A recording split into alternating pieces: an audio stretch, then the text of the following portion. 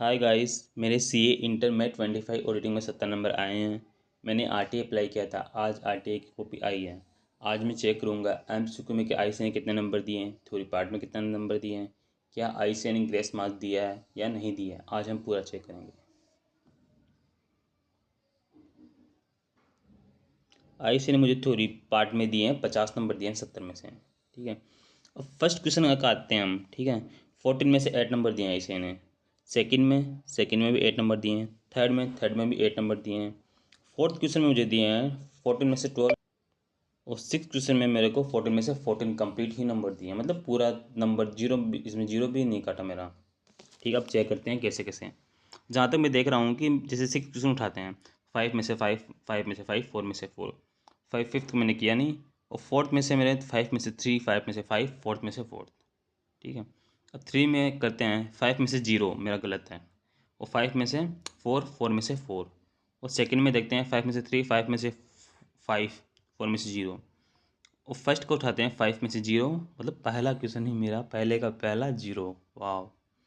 5 में से 4, 4 में से 4, मतलब जहाँ तक हम देखते हैं कि मेरे को नॉर्मली क्वेश्चन में कंप्लीट ही मिले हैं, या फिर मेरा गलत हुआ या फिर मुझे पूरे ही मिले हैं। ठीक है। अब हम चेक करते हैं।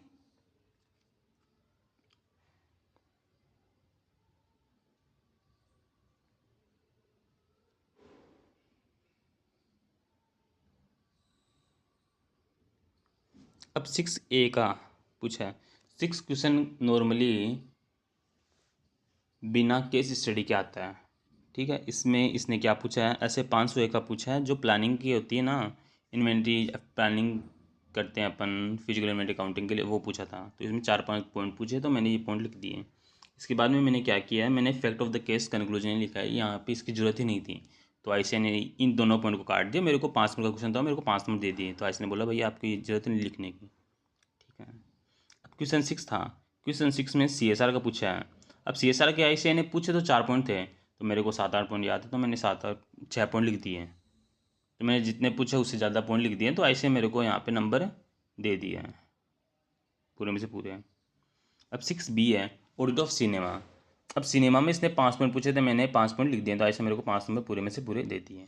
ठीक है। सिक्स क्वेश्चन में मेरे कंप्लीट पूरे में 14 में से 14 नंबर आए हैं। ये सबसे अच्छा गया था मेरा क्वेश्चन, फर्स्ट क्वेश्चन।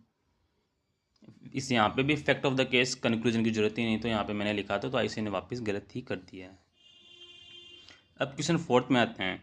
फोर्थ में क्वेश्चन क्या था, ये डेटर वाला आया था क्वेश्चन। डेटर का जो बेसिक है, कुछ भी है, जो भी है अप्रोच है कौन सा देखते हैं। इसमें सेल्स का पूछा है, ओनली बोनाफाइड सेल्स होनी चाहिए, मतलब कि 4 पॉइंट पूछते इसमें भी, तो मैंने 4-5 पॉइंट लिख दिए। तो ऐसे ने पूरे में से पूरे 4 मार्क्स दे दिए मेरे को। ठीक। चैप्टर 5 का इजी टॉपिक आए थे इस बार। और फोर्थ का ए नेगेटिव कन्फर्मेशन है। इसमें स्टेप ए में मेरे को 1 नंबर मिला है। वो कुछ पॉइंट ऐसे गलत भी किए हैं यहाँ पे। स्टेप 2 में मेरे को 2 नंबर मिला है। तो क्वेश्चन 4A का मेरे को 3 नंबर मिला है। और 4B का मेरे को स्टेप 1 में 5 नंबर दिया इसी ने। पूरे पॉइंट सही थे मेरे। ये leadership responsibility quality with in audit, ऐसे 220 का पूछा है इस आईसीए ने। रिपीट क्वेश्चन था वो। यहाँ पे भी फैक्ट ऑफ द केस सही था। कंक्लूजन की जगह मैंने कॉन्सेप्ट लिख दिया जल्दी में, फिर भी आईसीए ने कोई इतना गौर नहीं किया, तो कुछ यहाँ पे गलती थी मेरी। तो क्वेश्चन 4 में मतलब यहाँ पे मेरे को 4B का मेरे को आईसीए ने 5 नंबर दिया है। 5 नंबर पूरा नंबर दिया है, इसने काटा नहीं। तो मेरे को टोटल 4B में मेरे को 4 क्वेश्चन में मेरे को 12 नंबर मिले हैं। 3 में आते हैं, हम यहाँ से तो गलती शुरू होने लग जाती। 14 में से 8 नंबर आते हैं। फर्स्ट क्वेश्चन था मेरा, तो इसमें मेरे को ऐसे ने कितने नंबर दिए हैं। थर्ड का सी। थर्ड के सी में फर्स्ट क्वेश्चन में मेरे को स्टेप 1 में 4 मार्क्स मिले हैं। थर्ड बी में स्टेप 1 में 3 मार्क्स मिले हैं।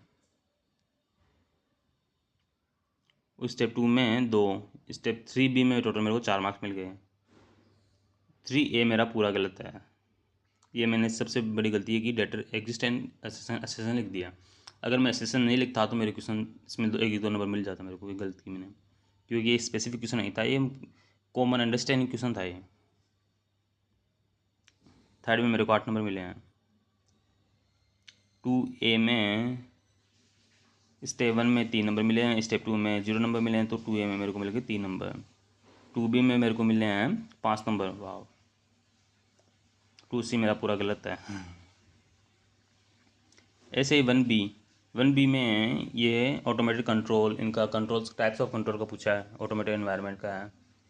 तो मैं पहले ये पूछा टाइप्स ऑफ कंट्रोल कितना है, टाइप 1 नंबर का था। इसके अलावा जो 4 आइडेंटिफाई करना था, उसमें से मेरे 3 सही हैं, तो 1 + 3 4 नंबर दे दिया 1B में। उसका फर्स्ट C का कंप्लीशन मेमोरेंडम पूछ लिया। स्टेप A में दिया मेरे को, स्टेप 1 में दिया 2 नंबर, स्टेप 2 में भी दिया 2 नंबर, टोटल 4 नंबर दे दिया। मतलब कंप्लीट ऐसे कंप्लीट नंबर दे रहा है, ये बात नहीं ऐसे नंबर दे रहा है, ऐसे नंबर दे रहा है। 1A का ऐसे नहीं, स्टेप 1 में दिया 0 नंबर। वाह, ये भी 0 नंबर। 2 क्वेश्चन 1 में 8 नंबर दिया है।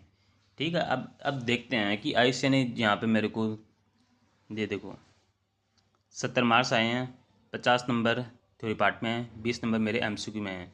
तो आयुष्य ने ग्रेस मार्क 0 दिया है। पेपर मॉडरेट था, easy easy easy to moderate था।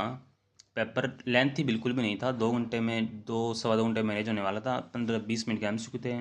अब पेपर 2 घंटे 40 मिनट का था। पेपर इजी था, इतना कोई हार्ड लेवल का नहीं था। बस जिस बंदे की अच्छी तैयारी की हुई थी वो अच्छे से 70-80 नंबर आराम से ला सकता था।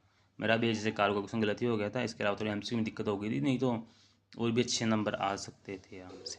Okay, bye.